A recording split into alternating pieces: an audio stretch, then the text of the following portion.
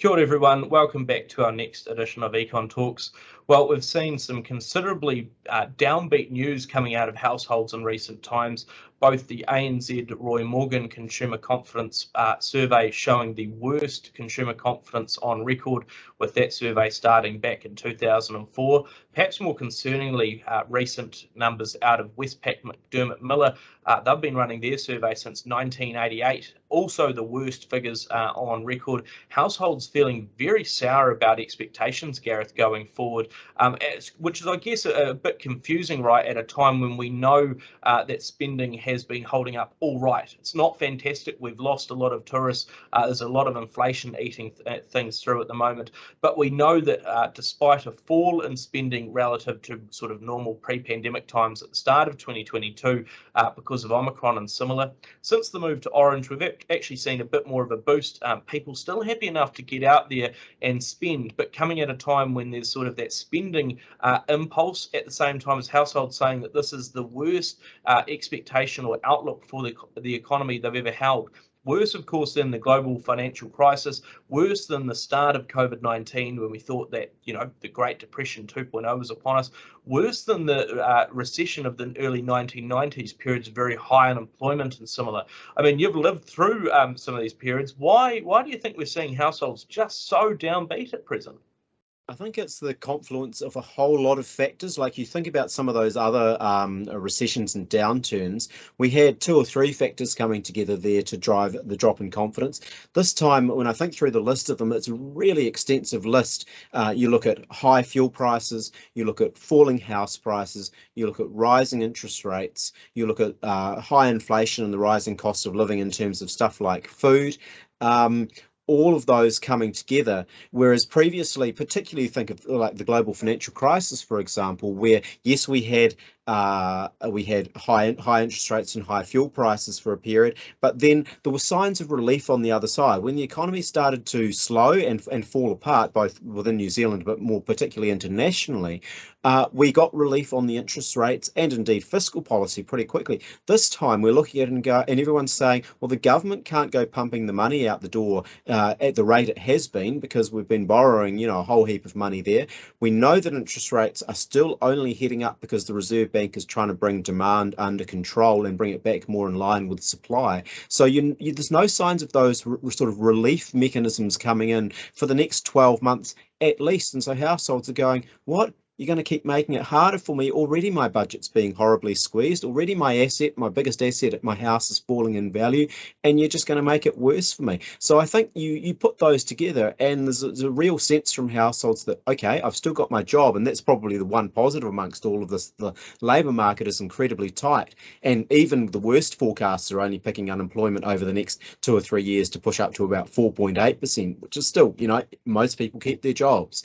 But apart from that, households are going, yeah, you're just loading me up here with a whole lot more extra costs, and I just don't see any light at the end of the tunnel.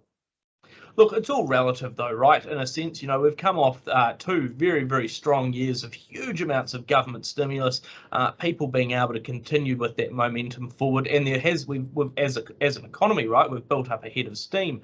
So anything where you're naturally putting interest rates back up from absolute record lows are going to make everyone feel concerned. I guess what got me was looking at all the individual components, across all regions, across all income levels, across all age groups and similar. There was this general feeling of, wow, there is a bit of a cliff coming, there's a bit of a reckoning to come. Of course, that hasn't happened yet. We've seen people are still spending. Interest rates, although they have increased, people haven't actually had to flick over on them yet. I guess one of the more concerning things for some sectors is that we know that inflation and similar is going to mean that we're having to tighten our belts. A feeling that, that effectively what the Reserve Bank has been trying to do, which is lower the levels of demand in the economy, might well start to come true. In fact, the one of the survey questions in the Westpac McDermott Miller survey asking about, is it now a good or a bad time to buy a major household item, at its worst on record as well. So a major driver of that expectation is that people are just going to have to, trim their belts a little bit more when it comes to spending, which really suggests that what the Reserve Bank's been trying to do is starting to work. Realistically, we've got to limit just how much is going out. I mean, all of this, though, Gareth, risks recession, right? I mean, what is the expectation that things turn particularly sour in the next 12 to 18 months? And if we do go into that recessionary zone, is it the same as recessions past, or is this time going to be different?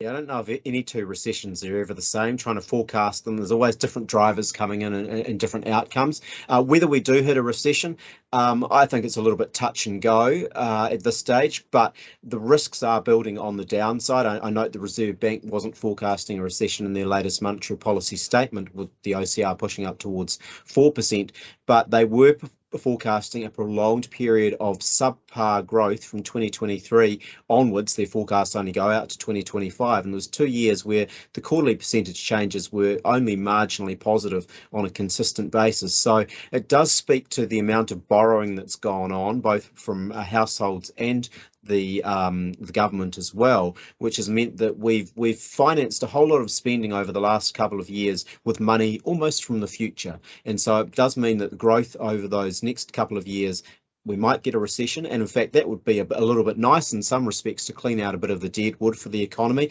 rather than the long, slow, drawn out one, which, you know, it was long drawn slowdown that the Reserve Bank is forecasting in their numbers at the moment. But whichever way it goes, this is a period where things are going to feel tougher, things are going to start turning the other way a little bit, and some of the issues which have really dominated the discussion in terms of, you know, the very tight labour market, the difficulty in getting workers, they're not going to necessarily get a lot easier, but maybe they won't be the sort of predominating factors of discussion in 12 or 24 months' time. Absolutely, and I think we've got to be realistic, right? That at the moment the New Zealand economy is on a rolling boil. We're sort of, doing far too much work with just too little resource. We've got to bring those two back into an alignment. We're not saying we need to turn the entire stove off and that everything needs to go ice cold. Really, it's just bringing the economy back to a simmer where we can better manage that level of activity that we're trying to get through. Certainly a feeling that there's a bit of a reckoning to come, like you say, that reset coming forward. Not likely to be quite as immediate as I think some people are putting out there. Of course, the start of 2022 was affected by Omicron and that outbreak there. So a feeling that there'll be a bounce back, and in fact, the numbers so far suggest a bounce back in the second quarter of the year. But you do wonder towards the end of 2022 into 2023, as you've highlighted, if not a recession in technical name, perhaps a feeling of very, very limited growth. The economy just struggling to actually build up a huge amount more momentum, but a better result perhaps than trying to stress out the economy and seeing everyone pay more and more in prices without any real ability to achieve quite as much. We'll assess how close we get to recession, how consumers actually go in terms of their spending and how they feel in terms of their confidence, and where that will leave the economy in one of our future editions of Econ Talks.